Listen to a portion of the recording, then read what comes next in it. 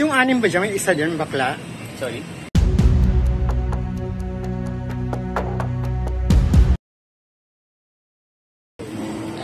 Nakakatuwa na finally mag-showing na siya kasi I think ito yung second movie na sinut ko sa career, sa acting career ko. Kaya I think ito yung time na na-discover ko, na-realize ko na I can, actually act a bit. So, ayun, kaya memorable siya sa akin. And of course, dito ko naging close si Derek, si Enzo, si Baruro, si Kiko, si EJ. Dito kami naging close. So, yeah, it's a nice movie.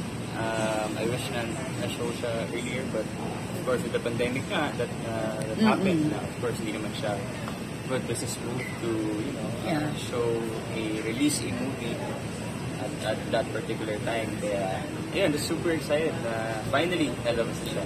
And perfect because summer. No? Yes, tamang-tama. Ang daming apps dyan ni Derek. Ay, may criteria ba? Dapat bago ano ba yan? Bago mapasama sa pelikula, dapat may mga abs yung kasama. Dapat ano ka? Cute. Hindi, tingin ko yun yung... Yung anim ba dyan, may isa dyan, bakla? Sorry? Di ba anim kayo dyan? Oh. Yung isa bakla? Ako yun. Hindi nga.